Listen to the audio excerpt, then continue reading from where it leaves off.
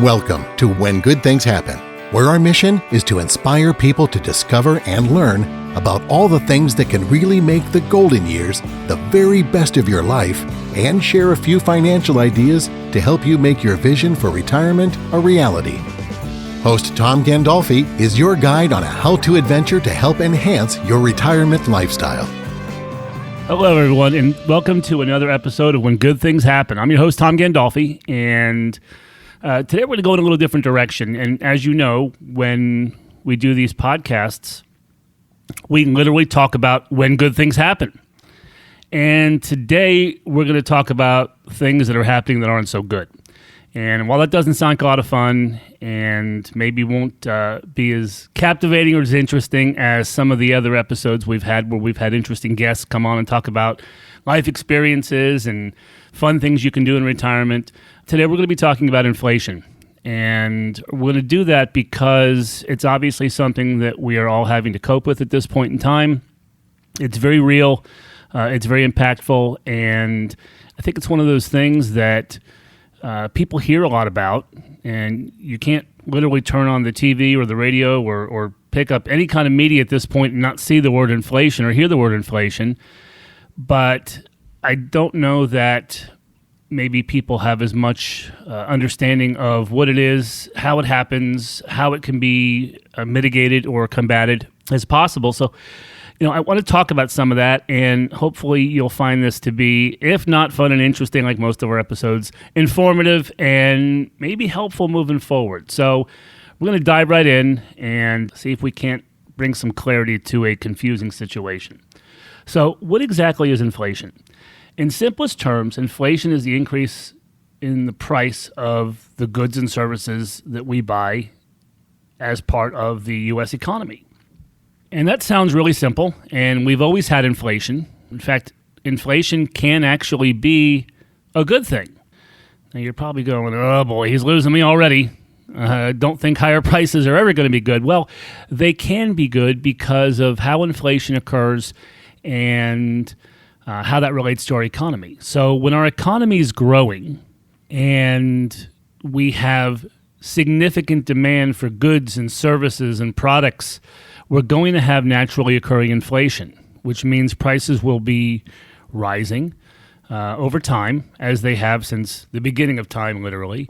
But prices rising at a reasonable and acceptable rate versus what we're seeing now are two very, very different things. You probably took note that I said inflation's caused when prices are rising naturally due to increased demand, which is related to economic growth, which usually means that a large percentage of the workforce is employed.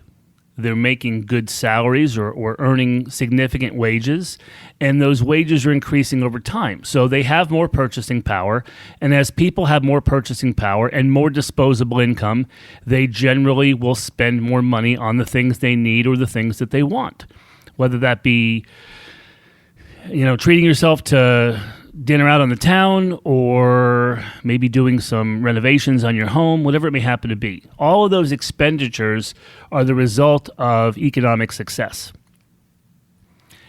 And when we have economic success, prices will get driven up naturally, and that's the naturally occurring inflation that we see in the economy and have seen for many, many years. One of the problems we have now is that the inflation that we're experiencing is not necessarily naturally occurring.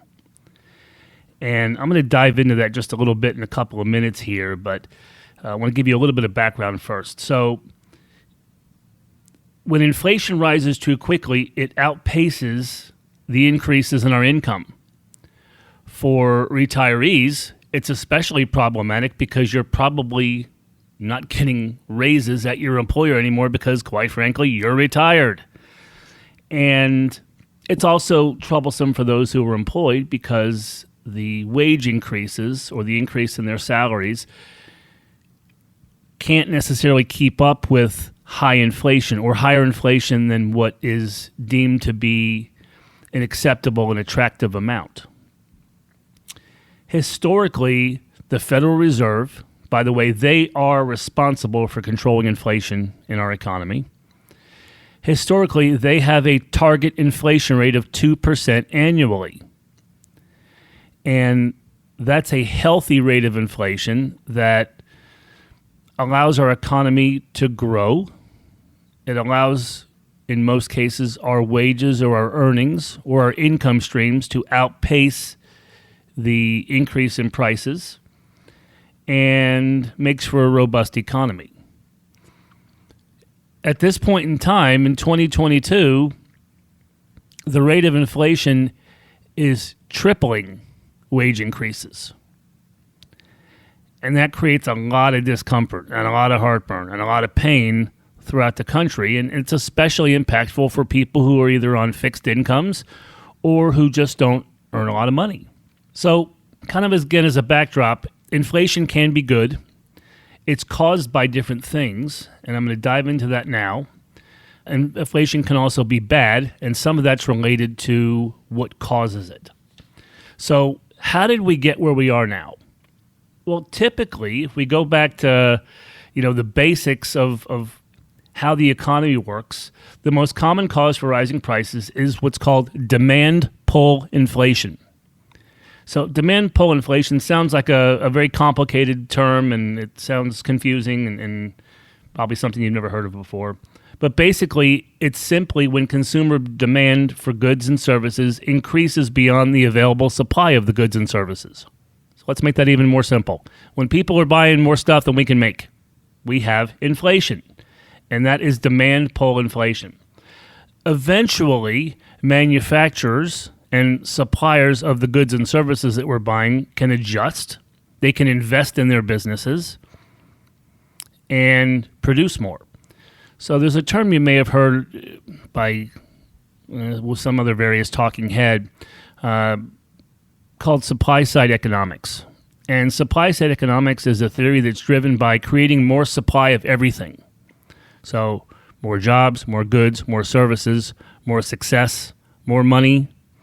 So if we have significant supply and readily available supply, it keeps prices somewhat in check, but because the supply is so robust, including jobs and increased earnings, we continue to grow. So demand pull inflation can be, in most cases, very healthy. The other kind of inflation is cost push inflation. So this is when manufacturers can't get the raw materials they need to manufacture their goods. Well, as you know, we've had quite a problem with supply chain issues now for 2 years plus.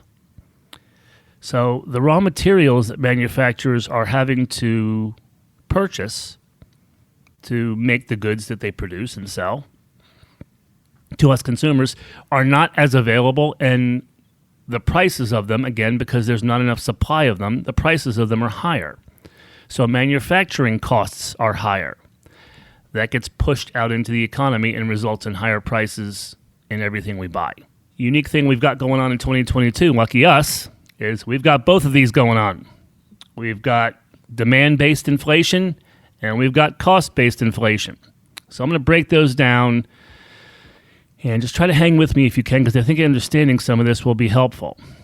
So when you have demand, it's usually driven by economic success. So people are making more, they have more disposable income, and they start buying more things. What we have seen happen over the last, I'll say 24 months, but it's been much more focused over the last 15 or 16 months, is a tremendous amount of money has been pushed into the economy by government policies. You remember the relief checks that you received, for those of you that received them. You remember hearing about all the loans that went out. You remember hearing about the new programs that they put in place for COVID relief. Well, all of those things may have been temporarily helpful, but the fact of the matter is that they pushed $5 trillion into the economy. That $5 trillion was not earned, and it's not lasting. It was a temporary fix, or a Band-Aid, if you will. So once the flow of that money goes away, and I think we've moved past that now, you're left with a situation that creates a number of different challenges.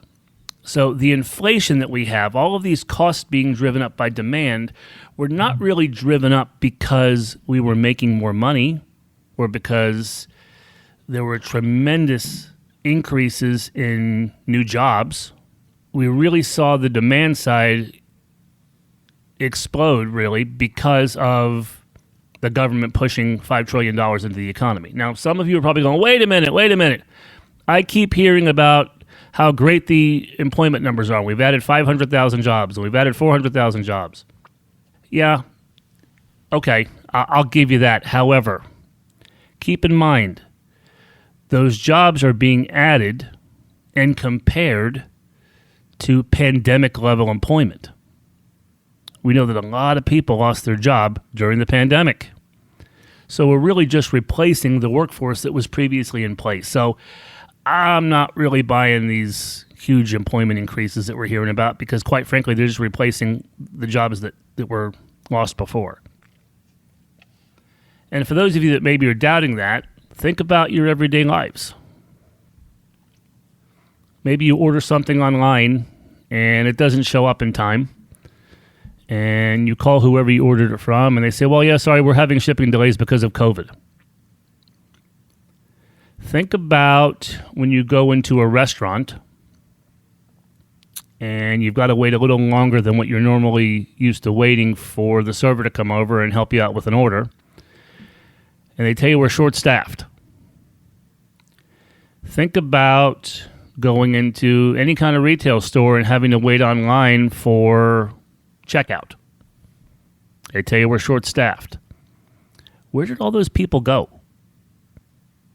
Well, the fact of the matter is there's still a lot of people that are not working, and if they are working, they're working in different places than they were before. So much of the inflation that we have now could have been avoided. Now, that doesn't mean it wouldn't have come with other challenges, but so much of what we're feeling now and experiencing now has been created by a policy of pushing trillions of dollars into the economy and printing money. That really can't be disputed. It just is what it is.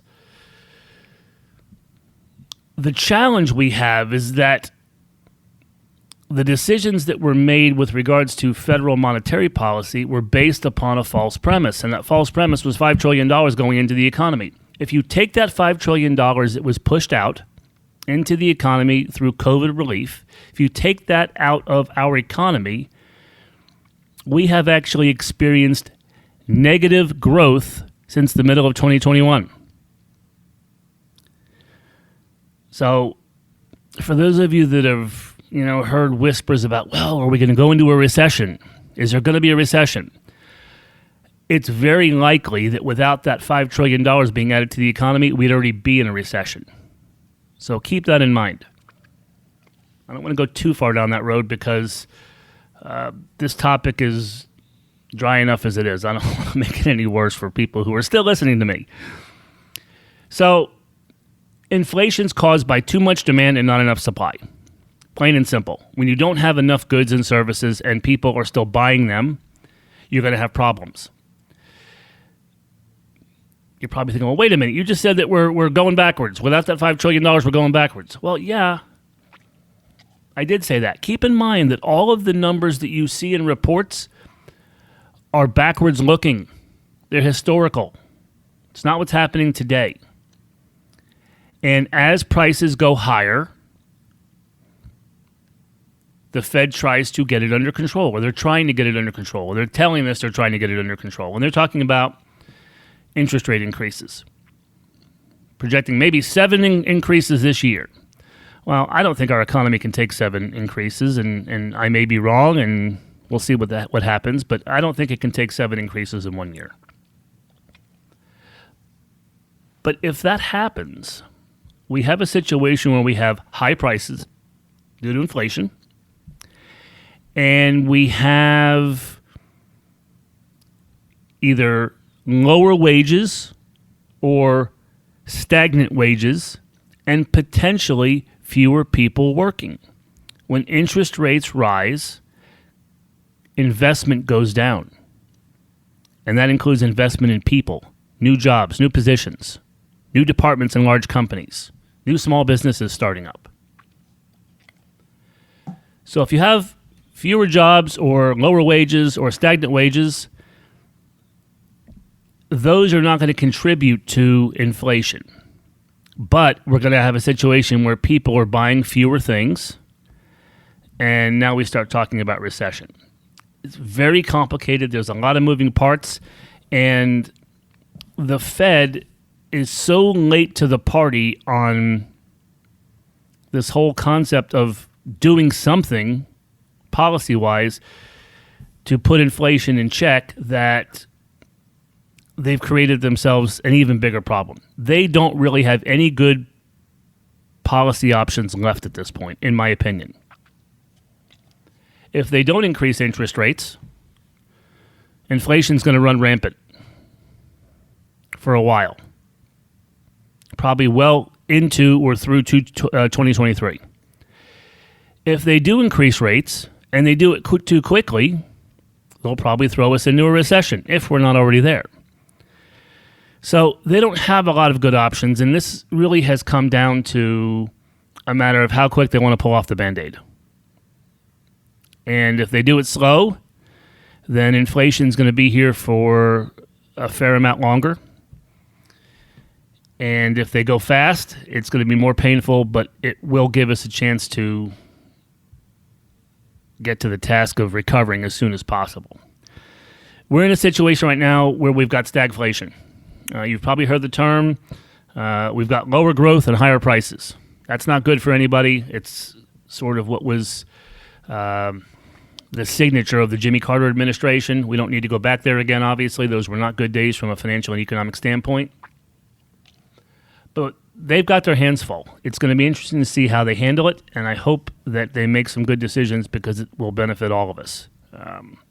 There's not any great options left, but I think that they can still navigate this if they're very wise and careful about how they approach it.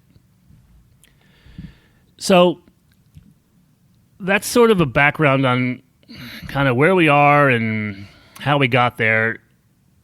But I want to talk just a couple of minutes about what we're actually seeing in stores and how it relates to the reports that we see. So the latest report is that we have 7.9% inflation. Well, I don't buy that. And I don't think any of you listening probably buy that. There are things that have risen in price much more dramatically than 7.9%, and that's an annualized rate, by the way. And I think that it's very, very likely that real inflation, the real difference in what we're paying now, is probably closer to 15%. See, inflation and how they measure some of these things is based upon the Consumer Price Index. The Consumer Price Index used to use a different formula to calculate inflation, and that formula was used back in the 70s and 80s. Based on that formula, we're very close to 15% right now. Based on the new formula, we're at 7.9%. So take that for what it's worth. I'm kind of thinking they probably should have stuck with the old formula because it seems like it was a lot more accurate. I don't think 7.9% at this point is accurate. If we look at numbers through February, and that's an important inflection point here, inflation numbers from February of 2021 through February of 2022 indicate the 7.9%. I point out the dates because there's been a lot of messaging lately that talks about the fact that the Russia-Ukraine conflict has caused all of this inflation. And that's not true. It certainly is not helping, and it's like pouring more gasoline on the fire, and will contribute to additional inflation. But we got here all by ourselves with bad policies and, in my opinion anyway, mismanagement of money policy by the Fed. So if we look at certain items in the same time frame, February 2021 through February 2022, meats, poultry, fish, and eggs up 13%. I think you guys probably buy a little bit of that from time to time. Energy as a category up 25.6%. Fuel oil, not a big deal here in the Southeast, but a big deal in other parts of the country, up 43.6%. Gasoline up 38.1%. Electricity up 9%. Gas, natural gas, up 24%.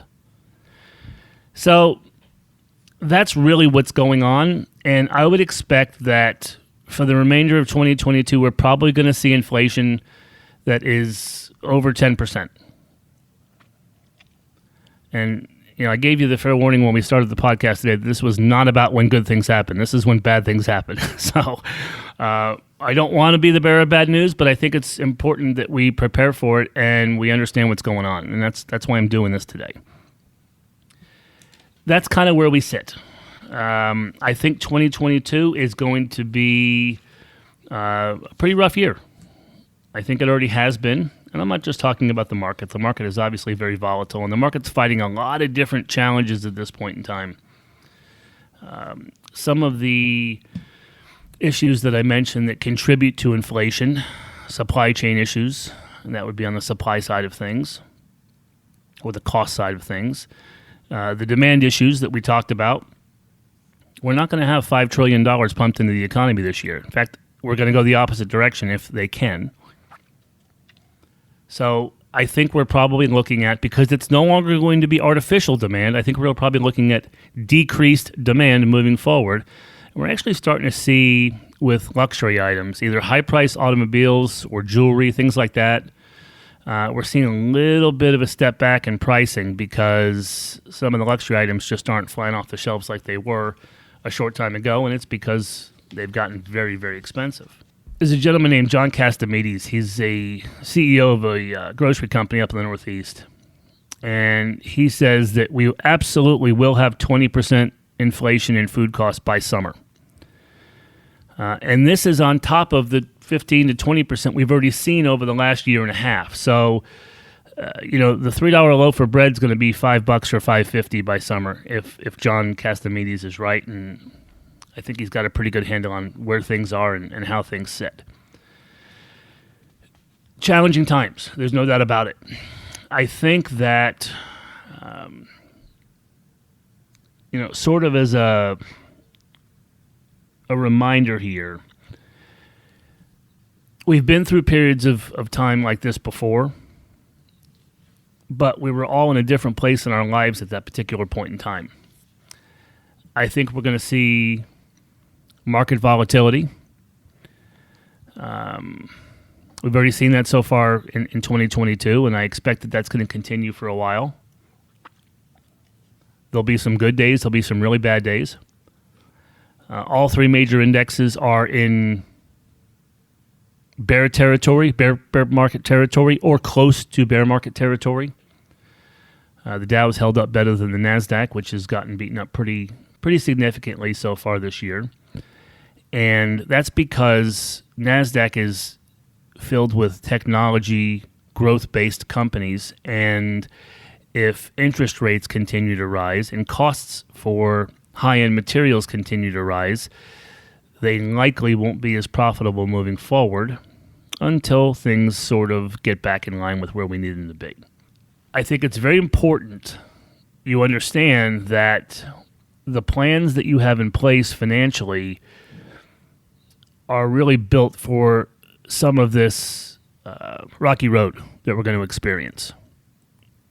And I think moving forward, one of the challenges that we all have is figure out a way to navigate the environment that we have in front of us because, hey, you know what? We can't change it.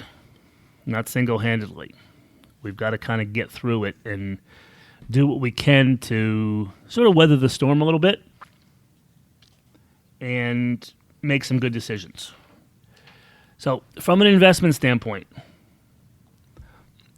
inflation and rising costs and the devaluing of the dollar all create the same kind of problem, and that's that we have to make a return on our money.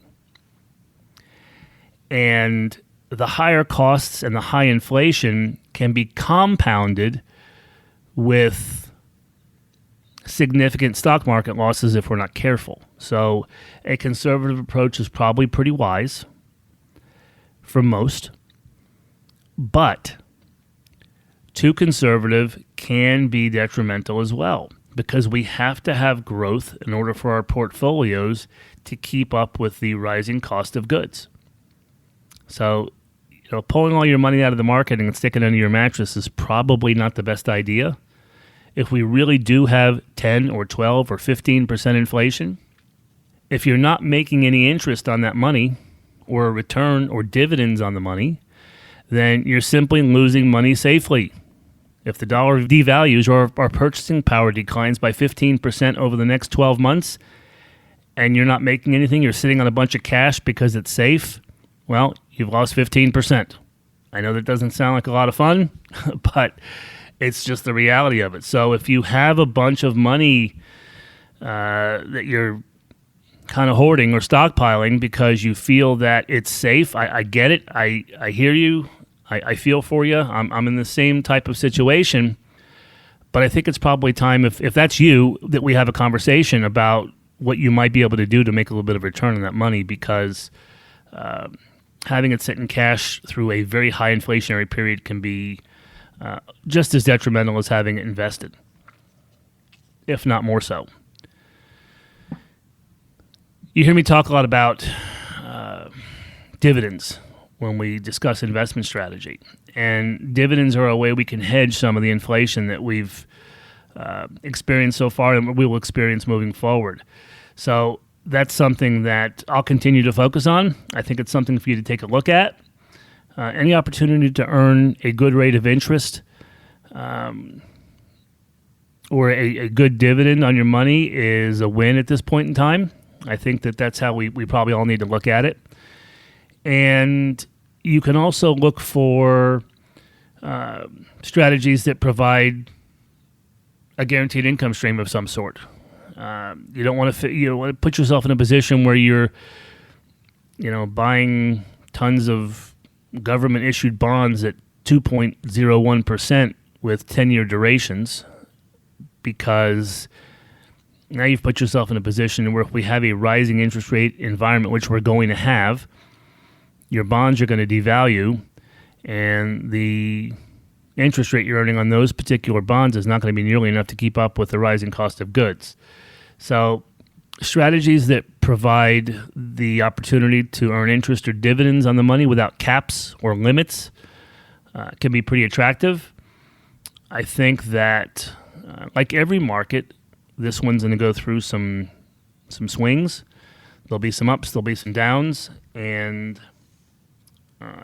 that environment can create some opportunity. So after hearing this today, if you're not completely either asleep or panicked with our current situation, you're welcome to reach out to me here at Three Bridges, and we can have a conversation about what's good for you. Happy to always do that, either for my clients or any of their friends or family that maybe have questions. I'm happy to do that. I don't want to drag this on too much longer, because we'll just get further and further into the weeds. But I do want to sort of recap kind of what we've talked about. So as of the middle of 2021, annual inflation rate was about 5%. Here early in 2022, the most recent numbers we have through February, before the Russia-Ukraine conflict started, the numbers were at 7.9. I think if we add a little bit of the global unrest and a naturally occurring quickening of the rate of inflation into the equation, I think we probably are at 10% plus by summer. It'll probably stay there. I don't know how much higher than 10, maybe 11 or 12. I don't think we're in for too much more than that, I hope. And then we'll see if the Fed handles this right and does the things they need to do that may cause a little bit of short-term heartburn, but will get us back on track. We'll see if they do that. And maybe things will start getting back to normal as we get through 2022, and 2023 will be a new start for us. We often think about inflation as a negative, and right now, in 2022. It is negative, and it's mainly negative because it was created from policy decisions and not naturally occurring inflation. We need to get back to a point where our economy is standing on its own two legs and not dependent upon government subsidies and handouts. It's just not sustainable, and it creates problems that we're having to deal with now. There's not a magic bullet to provide complete protection against inflation. There are some strategies that we can employ, and I've employed them for many of the people listening today, and maybe some of those that are not clients have similar strategies in place.